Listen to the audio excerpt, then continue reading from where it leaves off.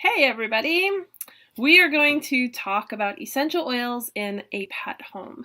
And I'm going to hope to get through this without too many cats interrupting, and one's walking in the room already. Welcome to our class tonight. My name is Heather Henderson. I am a Young Living Platinum, and tonight we're going to be talking about essential oils in a pet home, but most specifically, only Young Living. These are two of my websites, and the reason that we are talking only about Young Living tonight is I do not believe there is equality in essential oils, and I do not want anybody to take one of my classes and then go out and buy a product from Walmart or from Kohl's and use your 30% off coupon. I just know there's inequality. And I want to make it very clear that we are talking today about Young Living essential oils, most specifically in a pet home. This is going to be a lot of background information and a lot of information for you to kind of look around at your environment and see what you can do better and how you can make improvements. So I always start off with this, I am not here to diagnose, cure, or treat anything. I am not practicing medicine that requires a license, but I can show you how to support and teach yourself how to build better health for yourself and your pets through my years of research and mentorship and all the experience that I have. So I highly recommend conducting your own research first and be a well-informed advocate. Now, everything that we are talking about today, there is nothing here that is to replace going to your vet, okay? You need to build that relationship with your vet. You cannot take everything into your own hands, but you do have options, and what we're going to talk about is you being a gatekeeper to your home. So I am a trained dog groomer. I was actually a mobile dog groomer. I went to people's houses. I had a van, brought the dogs in the van with me. No, I wasn't a cat groomer. That's a special breed of people. And in the van, we would do the grooming, take about an hour. They'd go back in the house. That's it. So it was very low stress. And I did diffuse in there, and I did every aspect of grooming that could be done. There wasn't anything I couldn't do. I did stick to smaller dogs because the big dogs are more difficult. I do have 3 dogs. They are throughout the class that I'm going to be talking about tonight. I also have 3 cats. There's Bob, Jenga, and Sushi. Usually Sushi or Jenga will be invading this class once we get started. They know when the camera comes on and they always come in. And I'm also a Young Living essential oil teacher and advocate, especially for animals. That's my favorite. So I don't know about you, but when I got started way back when on my health journey, I was introduced to essential oils, and I read these labels, on some of these labels, some of them don't even have labels. Some of the labels, honestly, they say never ingest. Well, if it's plants, why can't I ingest it, right? They actually always say to always dilute on the skin. I'm like, well, if I can't put it on my skin, what's wrong with it, right? It just brought questions to mind. That whole external use only, which is the same as never ingest, but some people kind of think of it a little bit different. May cause skin irritation. Again, these are plants, and yes, some plants out in nature will naturally cause skin irritations, and those are generally not oils that are being distilled for, especially by Young Living, for use in aromatherapy. So the other big warning that shows up on a lot of bottles is don't use with animals for around babies or around pregnant women. Now, of course, almost every single label says if you're pregnant, consult your doctor. Same thing with animals, consult your doctor. The thing is, not a lot of doctors or veterinarians are trained in the safe and effective use of essential oils. They're only trained in the toxicology side because they only see the bad things most of the time. Unless they're a holistic vet and they're very open-minded, then yes, they probably do see some really cool things. So again, I don't know about you, but when I was doing my research, oh my gosh, I just have to say, don't do it. If you Google essential oils in a pet home, you're going to pretty much think you're going to kill your animals. They should be dead within 24 minutes of opening a bottle, right? Like that's what you're finding. People like the ASPCA, they tell you don't use essential oils. They're toxic to your animals. The Pet Poison Hotline, of course, they're not treating or helping anybody successfully use essential oils, but they're only seeing the bad side of it. Back to the ASPCA, you got to look at who some of these people are actually being sponsored by, and then you have to make some educated guess on this. I'm not picking on anybody specifically, but there are big names in the pet wellness that are making stands against essential oils, and it might just be a local vet, it may just be a big name, but oftentimes they're not educated and they're basing their conclusion on I don't know, maybe something they heard, something they saw, something on Facebook, a picture they saw at a conference, something. But oftentimes the details are not in that information that they're using to make those choices, right? So today we're going to talk honestly, because there are so many things in our environment that are way more toxic than anything essential oils can do, right? It's just essential oils are super popular right now, and we have to look at what's in our environment, right? Here's my girl Callie. She's going to be 14, or she is 14 right about now, and look at that ball there. I don't make every decision perfectly. We have toys in our house that are not the best quality, but I do weigh my pros and cons. So here is Callie. And Gonzo in the background, you can see his tongue. So for all these people that are so worried about essential oils and they're being so toxic, I wonder if they've ever looked around their environment to see if there's anything else in their environment that may be toxic, right? So this ball could be made in China. Who knows what it's made of? Who knows? It could have been made down the street from me, but do I know what's in that ball? What if she ingests it, right? What if they lick the couch with what was clean? What was the couch cleaned with? When they lick that. So those are all things you have to look about, right? So what about other home toxins? Cleaners, air fresheners, anything that you use on and around yourself, right? You're using perfumes, all that kind of stuff. What about stuff that's in their food? Have you guys seen food recalls lately? They are scary. They're finding plastic in food. They're finding fillers. They're finding supplements on the internet with, what's it called? Stuff from construction debris, and just fillers. They're not even the right. Everybody's making imposter things these days. It's a super scary world that we live in, but when you know who you're buying from, things get easier, right? So what about things you put on your pet? What about colors that may have something to help with little bugs that may be flying around or getting on your animals?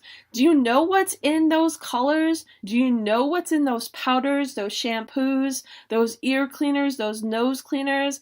I just was telling somebody they're saying use baby wipes on a pug's nose to clean the wrinkles. And I said, well, you really need to evaluate what's in that baby wipe before you put it on your pug's face. Those are made for babies' butts, not pugs' faces. So you have to understand your ingredients, right? You have to read the labels.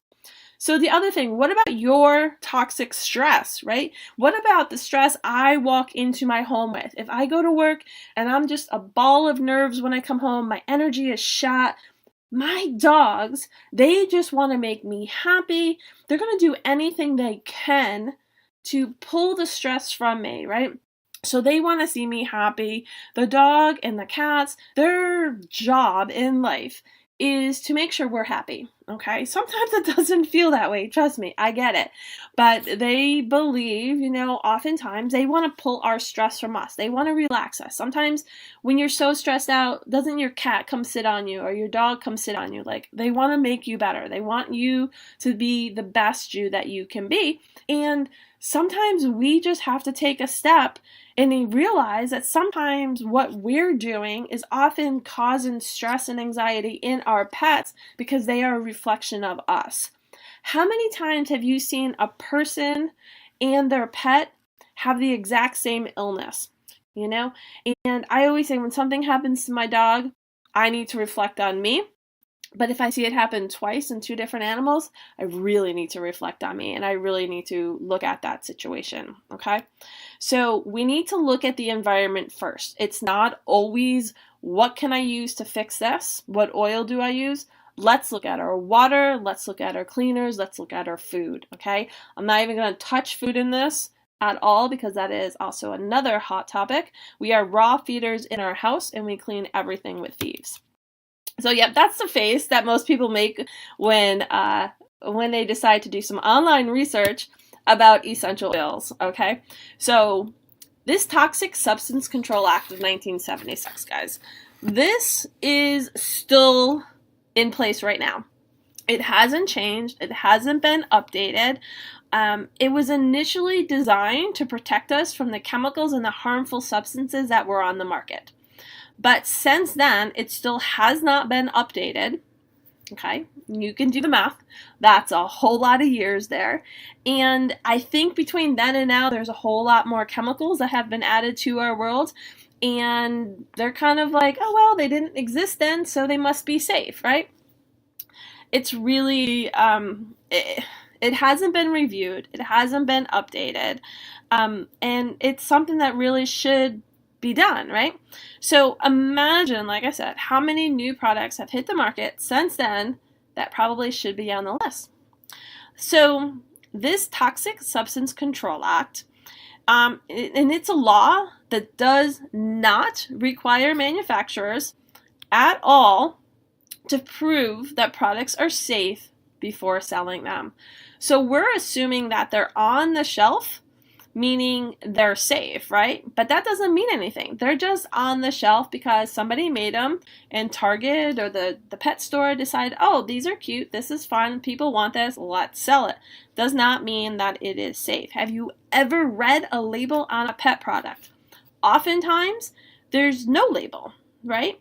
Oftentimes, they just say trade secrets or, they're just very limited as to what's on there. If there's anything at all, right?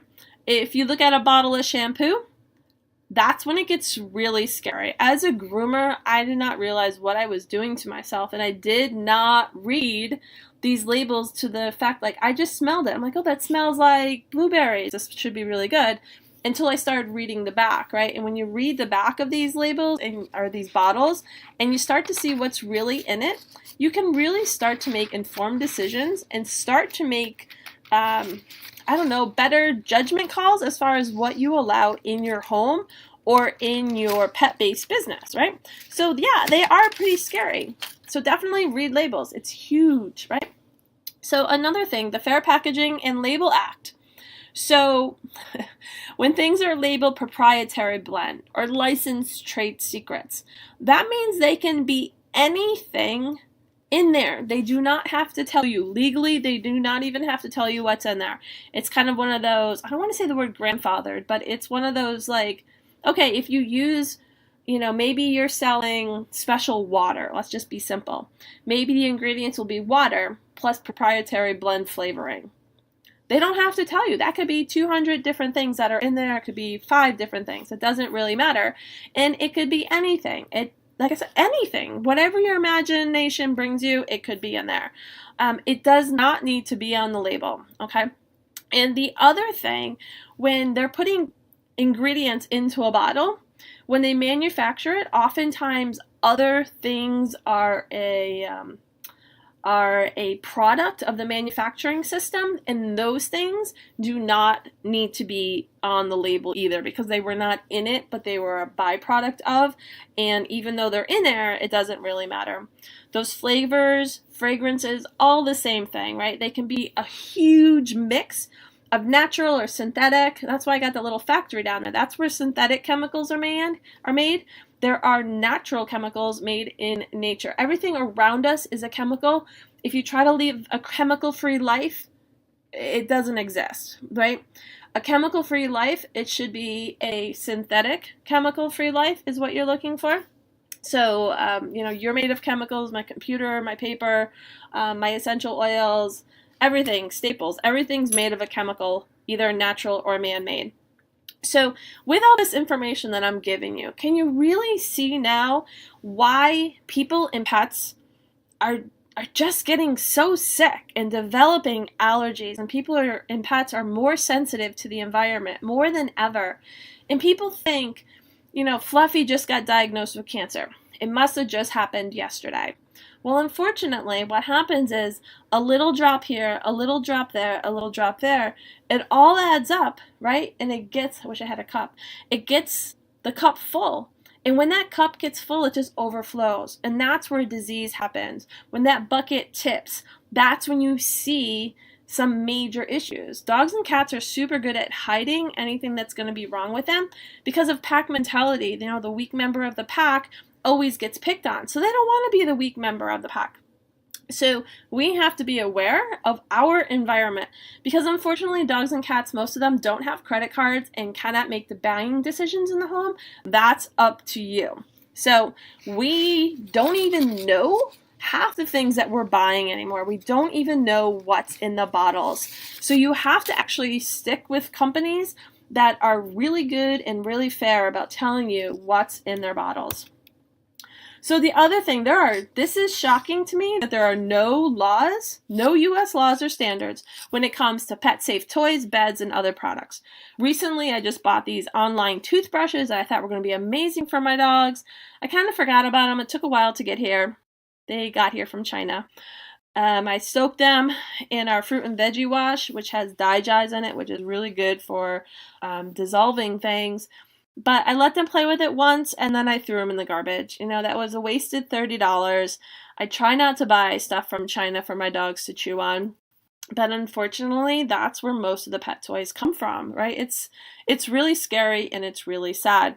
And I think I discussed this later, but I'm going to bring it up again. There was studies done on tennis balls, just normal tennis balls, right? So dogs love them. And there was so many toxins found in tennis balls, right? And then when they tested a human tennis ball for sports and then a tennis ball for dogs to play with, there was even more toxins and heavy metals in the tennis ball for dogs than there were for this. So tennis balls, I would imagine, would be made the same way, but they're intentionally, I'm assuming, making tennis balls for animals with more toxic stuff in it. Could be the colors, could be the felt, I don't know, but there's a difference.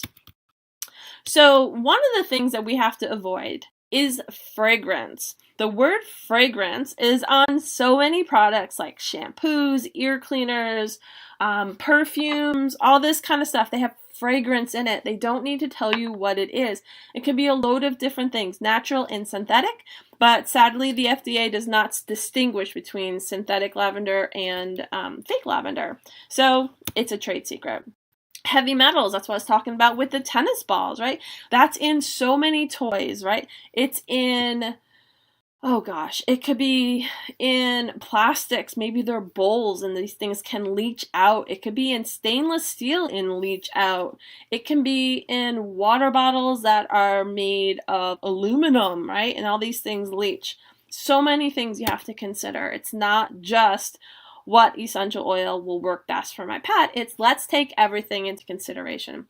Phthalates, right? So phthalates, I want you to Google this. There's so much about phthalates, and they mess with our endocrine system, they mess with our hormones, they mess with everything, and they are definitely not something that even show up on labels.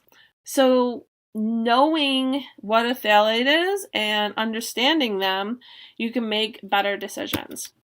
Sodium lauryl sulfate. So SLS, right? It's a degreaser. It makes things suds up really good.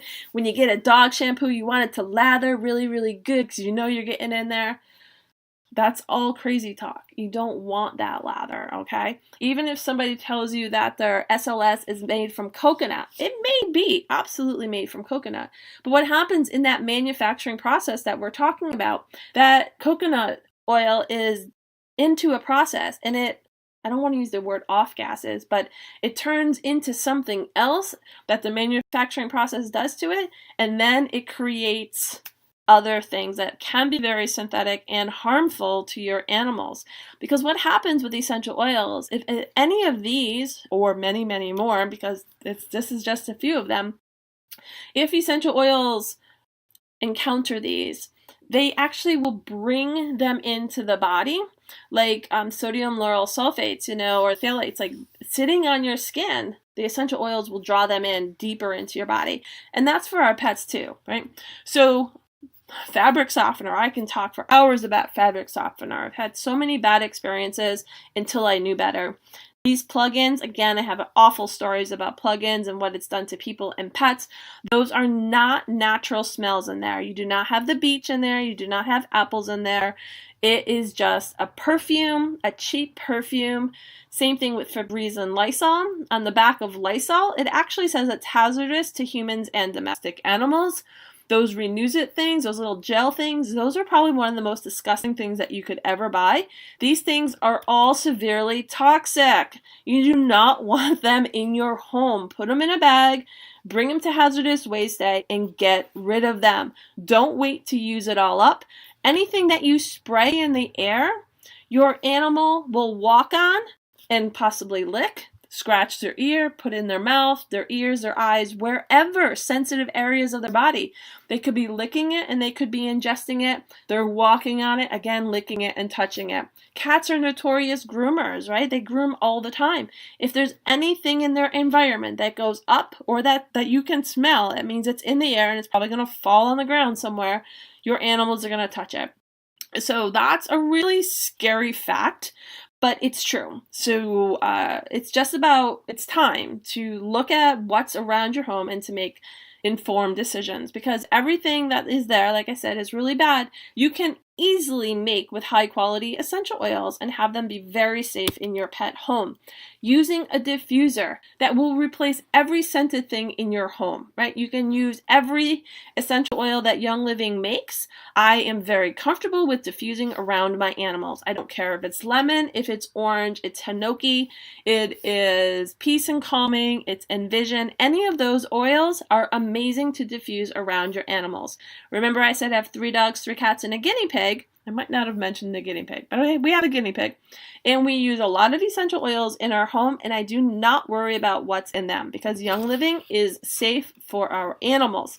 I am not making any claims to that statement outside of Young Living essential oil. If you choose to use another company, that falls on you, and it is not something I'm recommending.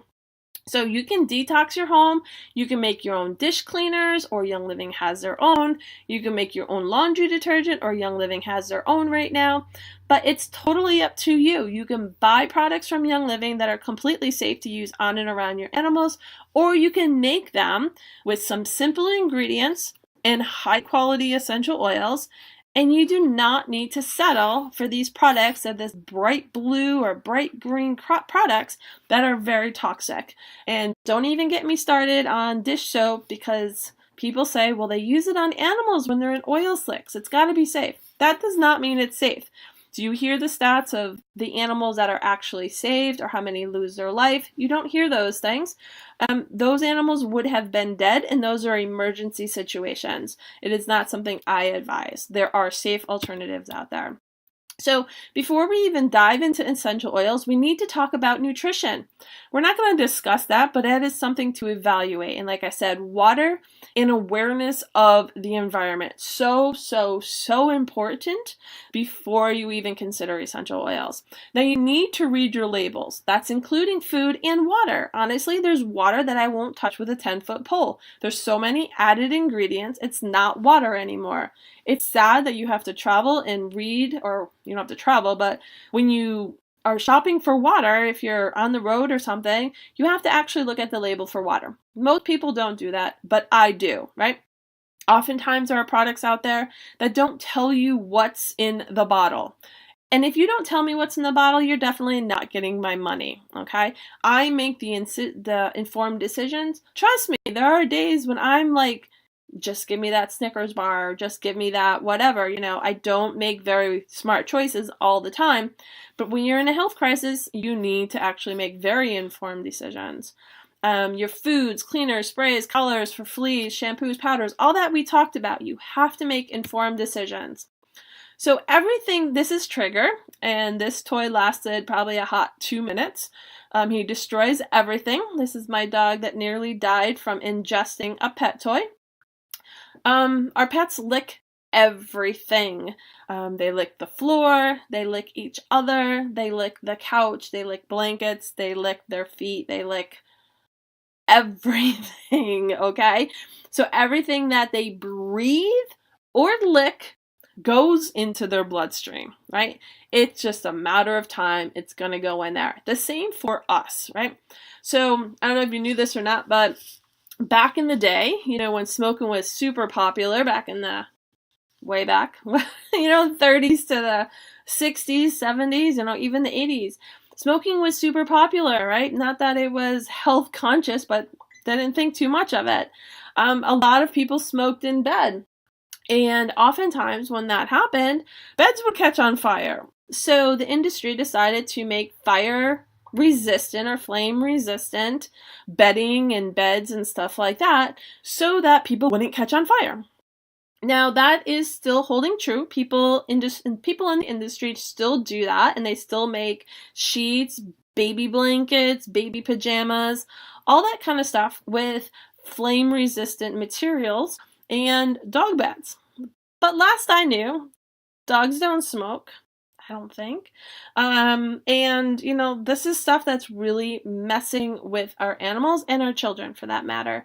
So toys, balls, bones, rawhides, all those stuffed animals, they probably have ingredients in them that you don't want your baby, your dog chewing, touching, any of that stuff. All that stuff made in China. Again, stuff we just have to pay attention to. We opt to use antlers that we buy from a company in Maine who naturally harvests them, sells them, cuts them, and sells them. So let's go back to the stress topic, right? The dogs just want us to zone out and just be chill. So our unintentional stress brought home to our pets can really affect their health. We talked about this. So we have to have techniques to shake it off before we come into the home. One thing we can do is we can use our essential oils.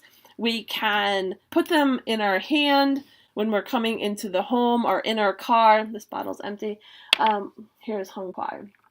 So very relaxing oils. We can leave a bottle in our car, keep it in our purse, and put it in our hands. Rub our hands together, breathe it in, kind of brush it through our system. It's kind of like brushing the day away, right? So we just want to brush the day away and walk in just happier. We want to make sure our dogs know that we're there for them, our cats. We don't want to bring home our stress to our family. And we definitely don't want to bring it home to our animals who think that their job is to take that stress from us, and then it actually goes into them and manifests into something. You can diffuse in your car. You can use your stress away or your peace and calming in the car. You can get little diffusers. You can get little clips to put in your car that help you de-stress on your way home. So all those negative energies can make you and your pets extremely sick. So are there safe essential oils for the pets? That's why you're all here, right? So I want to let you guys know, yes, there actually are safe essential oils for the pets. Thank you so much for being here. When you guys look at essential oils on the shelf, you probably are getting totally confused. So there's some that say pure, natural, organic, 100% natural, organic. They say all kinds of things. So just so you guys know and understand, I'm not sure if it's on here. Here it is. The FDA treats essential oils as a cosmetic. There are no laws, zero, none, that regulate natural, pure, organic on essential oils or cosmetics. It is all pretty much regulated by the company. So it is your choice to put whatever you want on the label as long as you are not making any claims. And as long as you're not making any medical claims, as long as you are not saying an oil can be ingested and use topical, because in the cosmetic industry, that is not something that that happens. So you'll see with Young Living, we have peppermint and peppermint vitality. One's for ingestion and one's for topical and diffusion. And that's really some of the only regulations. So just because it says it's natural or pure or anything like that, it really doesn't matter. And this is it right here. Synthetic lavender in a lavender plant out in nature. The FDA treats them exactly the same, right? It doesn't matter if it's synthetic or real, man-made, doesn't matter. I was kind of blown out of the water when I learned that. And it kind of makes sense why so many people can say whatever they want, put whatever they want on their labels, and nobody is bothering them. Unless you're out there making medical claims for essential oils, basically saying we use cosmetics for illnesses, that's crazy. So if you got an essential oil that people are out there telling you they will do some kind of magic things, you need to evaluate who's telling you that information. There are books and stuff like that you can find some really cool information, but legally we cannot diagnose, cure, or treat. But I do know there are many people, many people who use essential oils safely on and around their pets for various everything. There's not much that we don't use it for. But you can go and Google it. The FDA doesn't define natural or organic in cosmetics. It's just how it is. You can go right on the FDA site and it says it right under essential oils or aromatics or something like that. So basically, if something is organic, say an essential oil was labeled organic, what that means is possibly, doesn't even have to be true, what it possibly means is that they grew the crop organically. Awesome, right? But what happens is when they bring it to get distilled, then they may add some chemical solvents, they may add some extenders, and all that doesn't really matter because, again, the labeling of organic doesn't exist in this industry. So, I don't know what to say, but it doesn't exist. So these labels are false, right? So, in all honesty, can you trust the labels on these essential oils from the store? You can't. You really can't. And we discussed that, right? And it's kind of the reason why our animals get sick and why we get sick. A lot of these things just start to add up and we start to realize, what we're doing on and around our animals make a big impact on them. Not every brand is made equal. That is why I teach on Young Living essential oils. I have found the absolute purest, and we actually had for a little while a veterinary committee, and there was a different word for them. And we've had 4 or 5 animal conferences. So the company is behind the animal use, and we actually have a whole pet line. So there's like 4, 5, 6, 7, 8, it's under 10 products that are actually marketed as our Animal Sense line, which are all fantastic, absolutely fantastic. And yes, there are citrus oils in there, and guess what? It's okay. We've used them all on and around our animals, and Young Living does make a comment on a blog post that we should not be using certain oils around our pets. And the reason behind that, I'm just going to spell it out for you guys, is if anybody goes to the Young Living site and reads that blog, and that wasn't there, like that citrus warning wasn't there, or the ylang-ylang warning wasn't there, or wintergreen warning wasn't there, and they go to Walmart, they go to Target or wherever and buy their essential oils and say, hey, well, Young Living said it's totally appropriate to use wintergreen on my cat, and use their brand. And they could come back and take legal action against Young Living because the warning wasn't there. And it's sad, right? Because we are not telling anybody about any other brand oil but ours. But the way the law works these days, we have to be extra cautious. And I just wanted to kind of tell you guys and fill you in on that part of it. So purity and how the essential oils are processed and distilled, it honestly does matter. That's the number one thing to consider, is the quality and the processing, and the quality cannot be determined by just looking at a label. You actually have to make some phone calls, you have to investigate the company, and oftentimes I've seen crazy videos on YouTube people doing distillations, and when the water comes out, it's the water and the oil separate, and the oil goes into like an old milk jug. Water and plastics don't mix, okay? It needs to be stainless steel. So anybody distilling around plastic, that again is bad news. So you need to know your company, and that's why I've aligned with Young Living, because of their quality and purity. It is very important. So everybody makes essential oils because we have, $1 billion business, and everybody wants a part of it. If companies know people are buying essential oils from us, why not have it on their counter when they can make an impulse buy? Or like, oh, my friend's been talking about essential oils. Look, I can use my Kohl's coupon. It's 30% off, and it's only $14.99 plus 30% off, and I can use my Kohl's cash. All that kind of stuff. Impulse buys, because we are teaching. So I always make it very clear that when I teach, it is only about Young Living. Many companies use solvents and alcohols to help get the job done quicker and cheaper. Why? Because profits matter. In Young Living, it's about the people more than the product profits. So we are people over profits. Most other companies are how much can we produce and how much money can we make. They don't educate, and they're not checking in on you to see how you're doing with your oils, or doing videos like this for that matter. Lavender, it's one of those oils that people either love it or hate it. A lot of lavender is very artificial. It's very synthetically man-made. There's actually more lavender essential oil sold than is what is produced. And the only way you can do that is use these chemical extenders, or do a distillation 2 or 3 times, and then you just mix it all together. So just because something has a similar smell doesn't make it safe. Again, it has to fall back on that company that you're using. And if you feel your company is just as clean and pure, do your own research, make your own video, and figure out from your own experience if this is true or not, The one thing I do want to talk about, and I kind of forget this sometimes, some people will say, well, I want to see the studies. Well, I'm taking my veterinary medical aromatherapy courses, and one thing Dr. Brandt talks about is the bioavailability, right?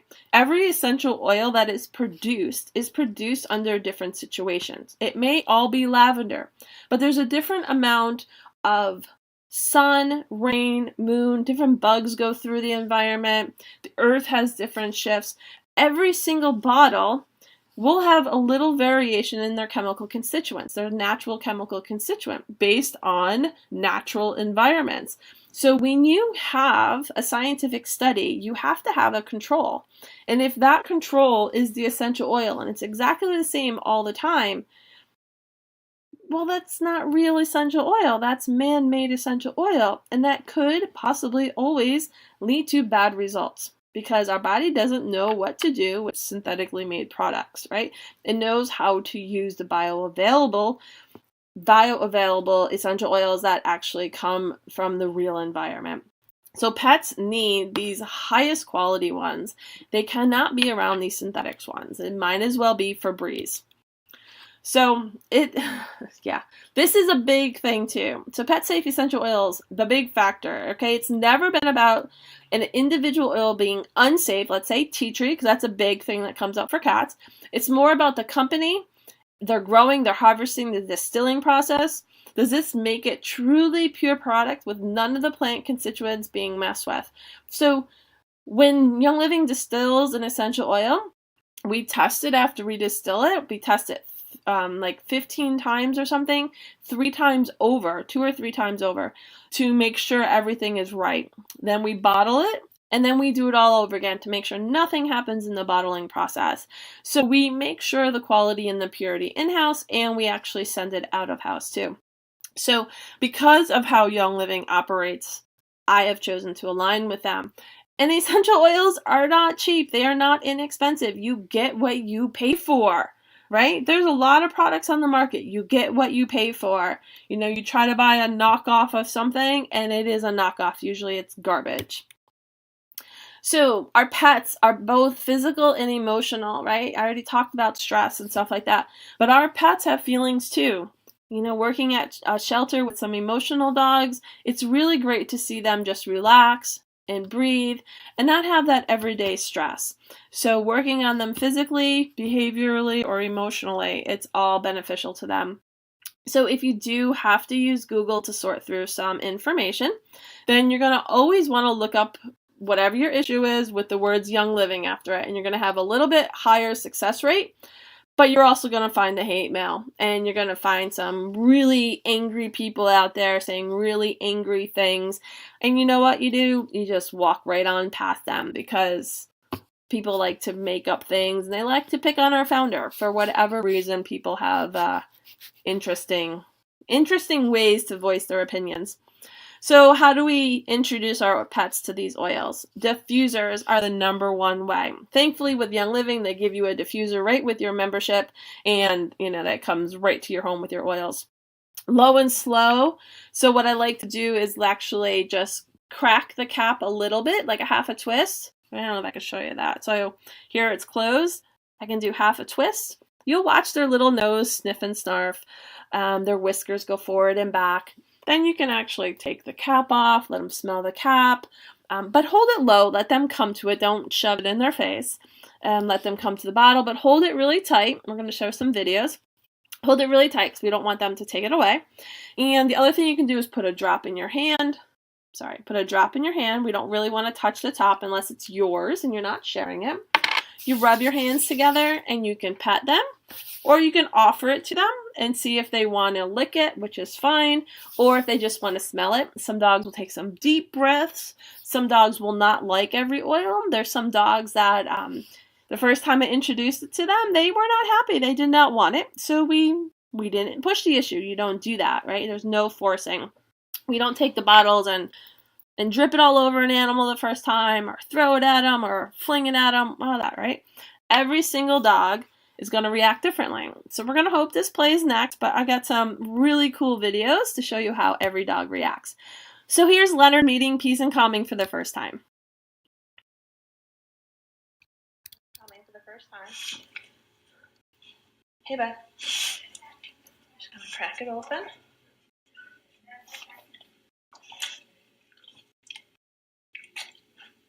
He's taking it in.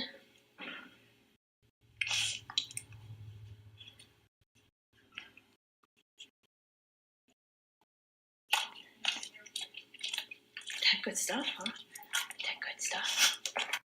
So they get all kinds of information when they're smelling something. They just take it in. They can just have so many attachments to smell, way more than we can.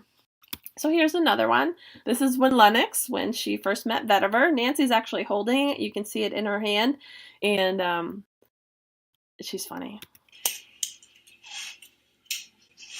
Totally different kind of reaction. So that's Vetiver. You're gonna eat it? Tastes yucky, I'm sure. It's like, oh yeah, rub it on my butt. So vetiver is a very grounding essential oil, and by her backing up to Nancy holding it, she was actually asking her to rub it on her lower chakra, her root chakra, which is all about grounding and balancing. And Lennox is a very high-strung, bouncy kind of dog, very flighty, and it was very appropriate for her. So I'm going to hope you can hear this. You have to listen very closely. The first time Percy met me and the essential oils, he had wanted nothing to do with them. He looked at me and pretty much told me, what I can go do with myself, and it wasn't anything pleasant. He wasn't mean. He was very respectful. It was kind of like, no thank you. When I came back 2 days later and offered him just to say hi, he was very happy to see me. We sat down. He actually laid down. I took a bottle out. He gave me a little bit of a look, and then we did this. It's a very quick video, so you have to listen closely.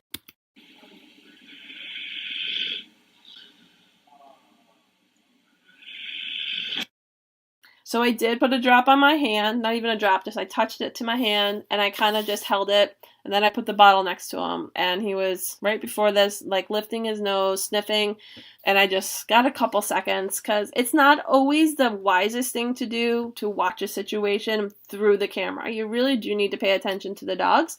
And just because that's the smart thing to do when you're working with animals. So we showed you inhaling, smelling it, right? It's going through the olfactory bulb where it processes, it goes to the left and the right, and it just processes in the brain a whole bunch of information that we can't even think about processing. Topical, it enters the skin, goes right straight through the hair. You do not have to part the skin. It goes right again into the bloodstream. There's also, if animals are ingesting it, say you're putting it on their gums, or it goes in their mouth, goes right into their bloodstream, and it could go right into their bloodstream from their mouth, or it could be digested if you have it in food or something, or a drink, then it goes right into their digestive system, and again, into the bloodstream. So the things that we want to make sure we're not doing is putting, say, copaiba in water and just leaving it in a bowl for them, because the oil will sit on the top of the water and the dogs don't necessarily love that. So we want to make sure that if you do offer them essential oils in their water, that you have an additional water bowl next to it so they can have clean, fresh water all the time. Okay, so that's really important. A dog is more apt to lick oils off your hands than lick it out of a water bowl. I've seen it time and time again. So I kind of just put the rule out there. Adding essential oils to their water isn't always the best thing or the most appropriate thing to do. So everything that we talked about how essential oils work, right? It doesn't matter if it's a synthetic smell, like a plug-in or fragrances or cleaners. The exact same way it works for an essential oil, it works for these toxins. So those plug-ins, those are definitely not any apples in there. They are synthetically made in a lab with hundreds of different chemicals. They add enough of this or that, and it smells like apples. Then there's unscented products, and most of those, when you read the label, actually have fragrance in it. So next time you go to the store, grab something that has unscented laundry detergent, and you're going to see a fragrance in it 90% of the time, because they need to balance the chemical smells to make it neutral, and that's a fragrance that they're using. So again, just look at your labels. Even if you have really good stuff in your house and you want to see some of the crazy stuff, bring a clothespin and walk down the cleaner aisle. Okay, so where are we going to use essential oils in our home? Cleaning. I clean everything with thieves cleaner. I actually use it on cotton, and we'll even wipe out ears and stuff like that.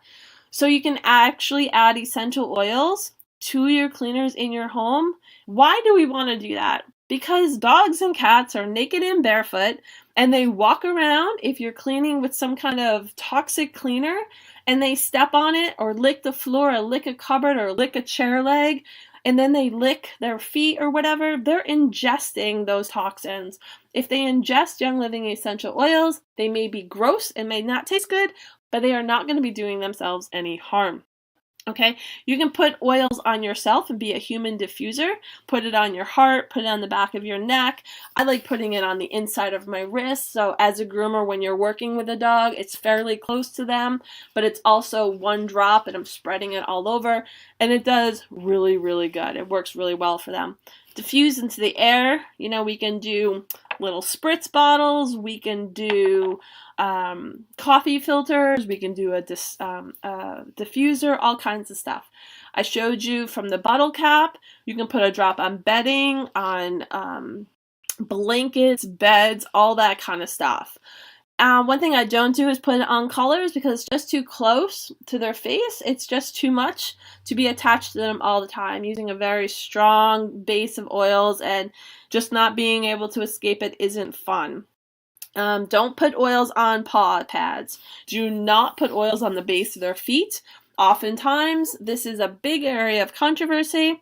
People say do it, other people say don't do it. I'm on the don't do it side. A lot of environmental toxins are stored in the fat of a dog's foot, and when you put essential oils on there, that could cause a very bad reaction. And the last thing you want to do if you're having a very bad reaction is walk on it if you have a hot foot or if it starts making a blister because it's trying to pull out some toxins. That's not something that you want your animal to be exposed to. Stick to the back of the head, down to the base of the tail. And a great place is to put oils on your hands. If you have like a long-tailed dog, you go like this over it, and every time they wag their tail, they're a natural diffuser, right? So that's always awesome. Young Living essential oils are smart. When you put them on your body or the dog's body, they travel to where they're needed. They know more than we do, and you don't necessarily have to put them where that actual spot is. So massaging is great because they go into the body. If for some reason your dog has a cast on and you want to work on the area underneath the cast, you just get to the closest area possible, right? So they are very, very smart. You're going to see recipes that call for neat, N-E-A-T, neat, and that means it's undiluted. Just right from the bottle, putting it on your hand. You rub your hands together and apply it to the dog. That's a neat application, but it's also a diluted application because one drop on your hand spread out because you're absorbing some and you're spreading it out over the dogs. You can use some V6, which is our carrier oil that Young Living has. I wish I brought, they're over there. Or animal sense ointment, but generally using water isn't what's the most appropriate thing for diluting or as a carrier. Our animal sense is made with a coconut oil, jojoba, all those kind of really heavy oils. So you do have to scrape it with a fork and crisscross patterns to loosen it up out of the jar. Oftentimes people want to dilute, and it's a good idea to dilute for cats and small dogs. And you can use like a drop of oil to 8 or 9 carrier drops of carrier oil. And you can either keep that in a bottle and use it over and over again, spread it in your hands and apply. I generally just put 1 drop. I dilute it just by rubbing my hands together and then sparingly apply a little bit all over their body. So 1 drop for an entire cat's body instead of putting it in a carrier oil where it may be greasier on a cat. Do not add to drinking water. So I'm going to play just a couple minutes of this awesome video. I'm not going to play the whole thing, but you guys can copy this. I'll put it in the notes. And this is how dogs see with their noses. And we're going to jump over to YouTube. This is a couple minute video, and it's really good. So let's watch this. Bear with me, it takes a couple minutes. With Wix, you can create a professional website that looks stunning. Just go to Wix.com. The best part is you can update it. We're going to skip the ad. Okay, so here we go.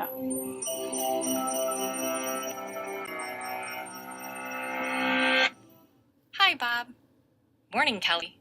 The tulips look great. Have you ever wondered how your dog experiences the world? Here's what she sees. Not terribly interesting. But what she smells, that's a totally different story. And it begins at her wonderfully developed nose. As your dog catches the first hints of fresh air, her nose's moist, spongy outside helps capture any scents the breeze carries. The ability to smell separately, with each nostril, smelling in stereo, helps to determine the direction of the smell's source, so that within the first few moments of sniffing, the dog starts to become aware of not just what kinds of things are out there, but also where they're located. As air enters the nose, a small fold of tissue divides it into 2 separate folds, one for breathing and one just for smelling. This second airflow enters a region filled with highly specialized olfactory receptor cells, several hundred millions of them, compared to our 5 million. And unlike our clumsy way of breathing in and out through the same passage, dogs exhale through slits at the side of their nose, creating swirls of air that help draw in new odor molecules and allow odor concentration to build up over multiple sniffs. But all that impressive nasal architecture wouldn't be much help without something to process the loads of information the nose scoops up. And it turns out that the olfactory system, dedicated to processing smells, takes up many times more relative brain area in dogs than in humans. All of this allows dogs to distinguish and remember a staggering variety of specific scents, at concentrations up to 100 million times less than what our noses can detect. If you can smell a spritz of perfume in a small room, a dog would have no trouble smelling it in an enclosed stadium and distinguishing its ingredients to boot. And everything in the street, every passing person or car, any contents of the neighbor's trash, each type of tree, and all the birds and insects in it, has a distinct odor profile telling your dog what it is, where it is, and which direction it's moving in. So we're going to end it there. I think that's super important to understand how our animals are smelling. because it shows us why it's so important to have a clean air in their environment. So I'll copy this and you can watch the video, complete it. So we're going to talk about cats for a moment here, because everybody gets in tough saying that essential oils are going to kill their cat. Well, this is Bob. He chooses to sit there. I have who knows what in there. Could be anything. And we have no fear in this house. But we only have Young Living essential oils on there. And however you say it, that 450 liver metabolism. I'm just going to read you something about this. This is what Allie wrote in her book, and I kind of like how neat and concise it is. So cat livers are different than other animals and slower to metabolize and excrete compounds, including medication, toxins, and essential oils. It is cytochrome P4050 liver metabolism pathways. This is unique to felines, and it is why people are nervous to use oils with their cats. So if an essential oil is adulterated, has hidden toxin ingredients, or utilized in undisclosed processes using solvents or alcohols, cats will struggle to excrete those compounds. Those compounds can then build up in the liver and cause serious health issues. This is why purity of the oils is so important, and even organic essential oils are not pure enough for pets, because remember, there is no standard for organic in essential oils. I have a friend, Dr. Susan SIKULE. Her business is called Just Cats, and here's a little quote from her. Working with cats for 25 years, her clinic is only cats. That's why it's called Just Cats. So she uses less is more. I can let you guys read this. But, the bad publicity about cats and essential oils has in part been due to using poor quality oils, for taking things that we tell you and going by the store and picking up whatever you find, right? Using way too much oil, and using only a few oils that should truly be avoided in cats, Like, I don't feel there's really a lot that should be avoided in Young Living, but you make better choices. Do you need to use oregano in cats? Probably not. So if you are worried about tea tree or oregano or wintergreen, there's many other oils that you can use. You do not need to use those, okay? So don't think that you can't use essential oils because tea tree is unsafe. Tea tree with the right company isn't unsafe, but you can make other decisions, right? You can make decisions based on, I'm not comfortable using tea tree around my cats. Well, you don't have to. There's a lot of other oils you can pick from, okay? So there are safe essential oils to use around cats. Only a few drops diluted have amazing results, and she uses them in her clinic a lot for respiratory cats. And like she says, you need to know your source of your oils and stay with the ones that you're comfortable using. So we're just going to quickly talk about where and when to use different Young Living essential oils. I wanted to explain the background to it, but this is probably the part you guys want. So I'm just going to leave this here, but we're just talking about it. Fresh in the air. That can be any oil. Those high sensitive, really timid animals, peace and calming, Palmarosa, Idaho blue spruce, all these are very grounding and very earthy oils, right? So those overprotective pets, think about calming oils like clary sage, that might be for the mama dog who is very protective of her young, or lavender, just calming and soothing. Joy and surrender, check those out. Very grumpy or sad pets, again, surrender is a really good one for those kind of animals. Almost any rescue effort would really enjoy surrender. Joy, frankincense, lemon, all those. See, lemon, orange, bergamot, jasmine, citrus fresh, all those are on the list of animals are unsafe essential oils to use around your animals. I use them all the time. They are not unsafe when you're using Young Living essential oils. Contrary to popular belief. If animals need to focus, we're talking about training classes, or you just need them to focus, right? Peaceful relations. I love harmony to bring new pets into new situations or a new home. and everybody smells like harmony, and they smell like harmony, and they all get along very harmoniously. Peace and calming and valor. Pets who have been mistreated. Again, look at all those oils there. So do you see the value in every aspect of life? Calming oil, saying goodbye to a friend. It's as traumatic to them as it is to us. Oils for courage, just to be a little bit more brave in a certain situation. Minor scratches or physical harm. There's lots of oils for that. Healthy skin and fur, again, right there, Mend Well, Infect Away, and Pure Clean. Those are amazing for healthy skin and fur. And you know what? We can use them too.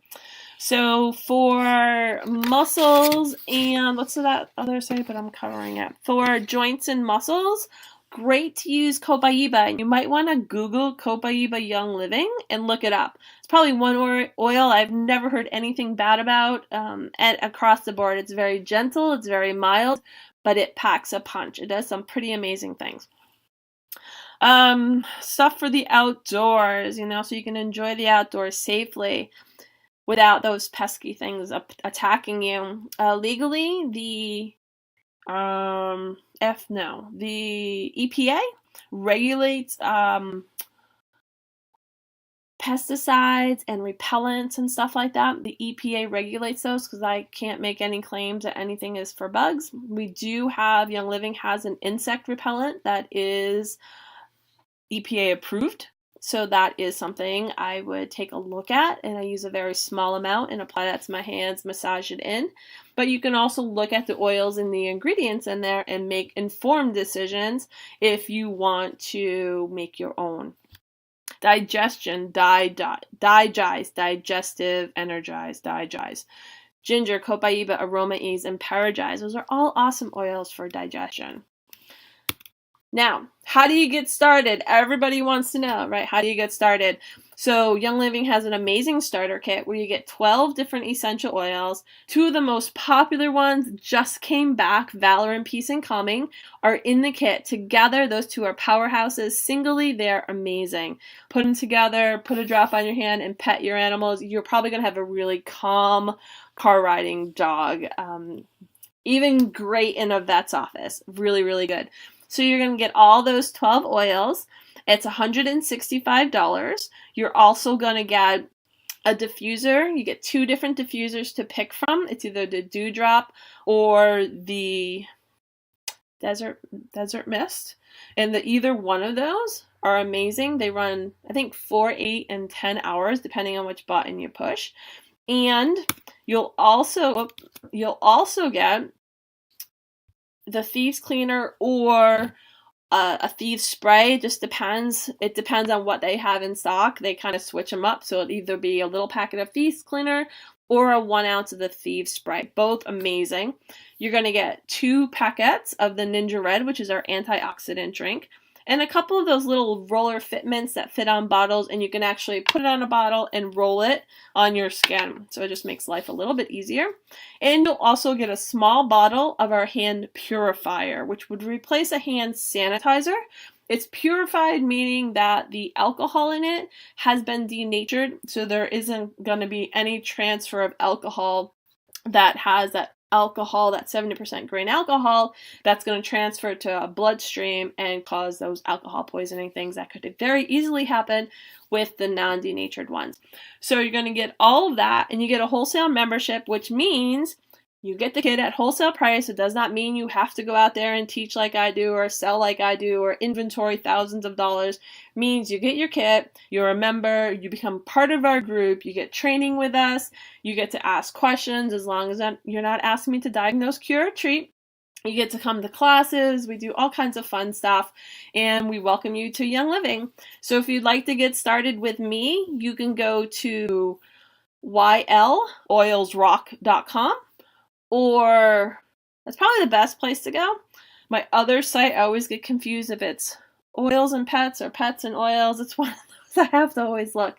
But I'll put the links in the comments for you guys. And I'll also put in the link, everything about getting started and that other where is it on here? I'll put this link up there for you guys too.